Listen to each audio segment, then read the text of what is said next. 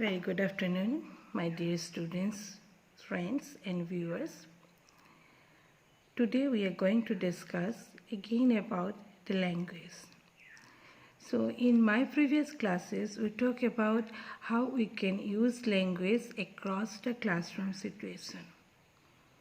Today we are going to discuss how we, the human being, learn a new language, or when a new child is born, how this newborn child learn a language, because as we already has discussed that language is not inherited, we learn it.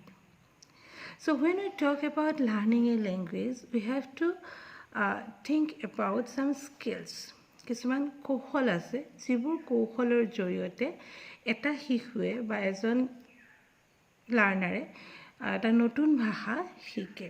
শিশু যেতিয়া জন্ম হয় তাৰ যিটো surrounding situation থাকে, from that surrounding situation that baby try to learn a language.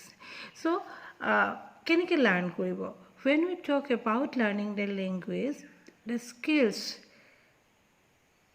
are very important.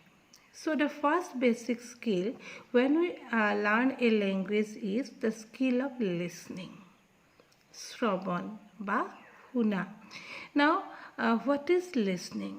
Listening means whatever we listen in the environment.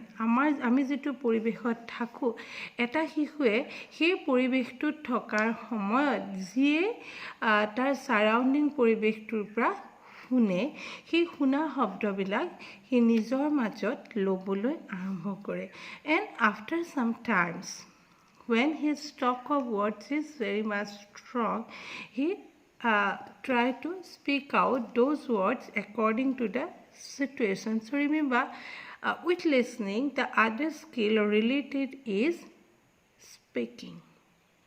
So listening and speaking are called the primary skills of learning a language. Then comes the other skills, and among those the most important skills are reading and writing.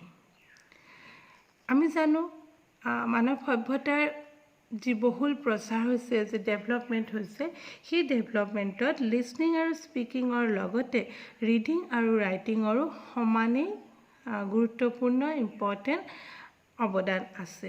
এতিয়া কথাটো হৈছে যে লিছনিং আৰু স্পিকিঙৰে এটা সময়লৈকেহে বিকাশ হৈছিল। লিছনিং আৰু স্পিকিঙৰ জৰিয়তে আমি যি শিকিছিলোঁ, যি জানিছিলোঁ, তাৰ স্থায়িত্বৰ কাৰণে আমাৰ আহি গ'ল the skill of speaking and writing. কিন্তু এটোও সঁচা যে whenever we learn a language, though reading and writing is the most important one, but especially in case of learning a mother tongue, listening and speaking are the most important one. সেইকাৰণে listening and speaking are called the primary skills, and reading and writing are called secondary skill. এতিয়া যেতিয়া আমি কওঁ লিছনিঙৰ কথা, so let's first discuss about the skill of listening. এই ক্ষেত্ৰত Thomson and ওয়েটে কৈছিল, the power of expression in a language is matter of skill rather than of knowledge. It is a power that grows by exercise, not knowing just the rules. So whenever we learn a language, we just try to listen them, and in that case, rules are not so much important. Now, when we listen, what type of qualities we should develop among our listener? Remember, we are talking specially here about the classroom students, or how to create a good listener. Because to be a good speaker, you should be a good listener first. So what are the basic things we should keep in mind while we are talking about the skill of listening, when we want to make our students a good listener? The first one is prepare himself to listen. So তাক শুনিবৰ কাৰণে আপুনি ready কৰিব লাগিব। You have to prepare the child to listen to you, especially when we talk about the listening of second language or other than mother tongue. This preparation is very much important because in mother tongue the situation is already created. চাৰিওফালে সি শুনি থাকে শব্দবিলাক, গতিকে সি ল'বৰ কাৰণে সুবিধা হয়. But when we talk about the target language, then we have to create the situation. And when creating the situation, we are preparing our child to listen to that particular language, because preparation means preparation of his mind, his body, and even his intellect also. So whenever you are going to teach the child the skill of listening, apni jetia ta hikabole jabo apni tar mind to prepare koribo paribo laibo. Then the second one is remove distraction. So distraction mane যে যিটো বাধা থাকে মাজত, যিটো বস্তু এটাৰ আকৰ্ষণটো কাঢ়ি নিয়ে, এনেকুৱা ধৰণৰ যদি কিছু আছে, বিশেষকৈ specially with case of target language কি হয় যে ডিষ্ট্ৰেকশ্যন বহুত ধৰণেৰে আহে.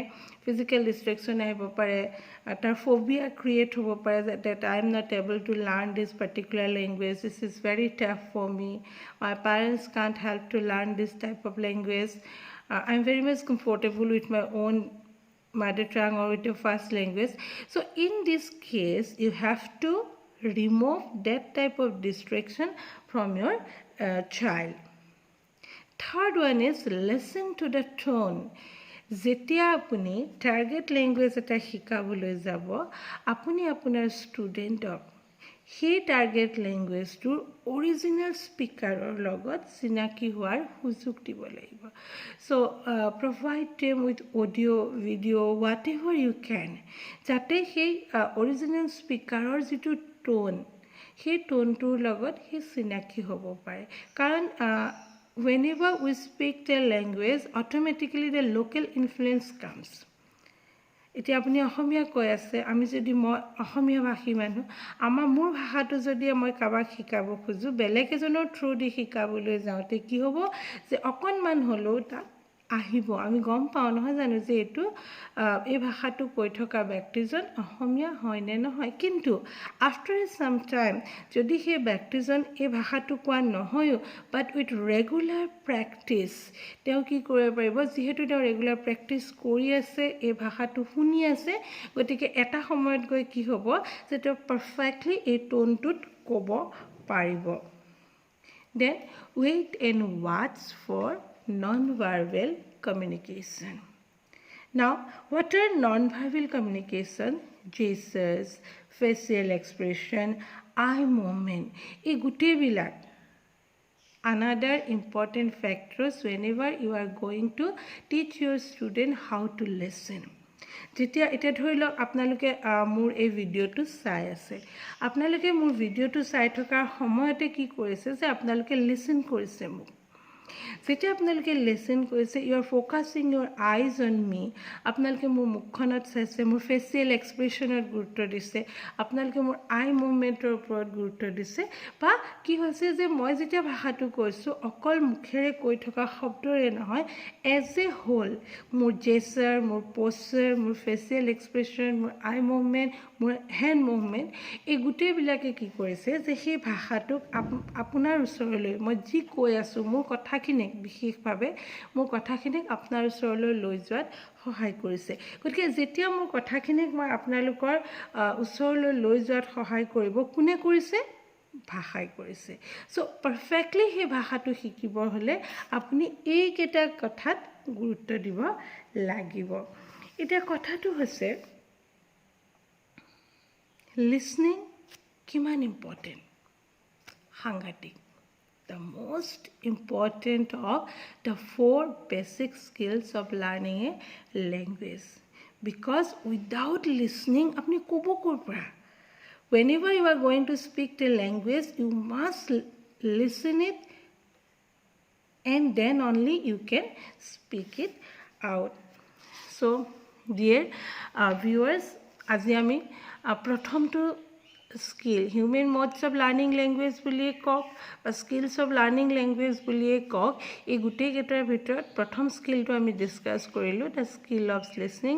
হওক আপোনালোকে ইয়াৰ পৰা কিছু হ'লেও উপকৃত হ'ব Keep studying, stay safe, stay home. Thank you.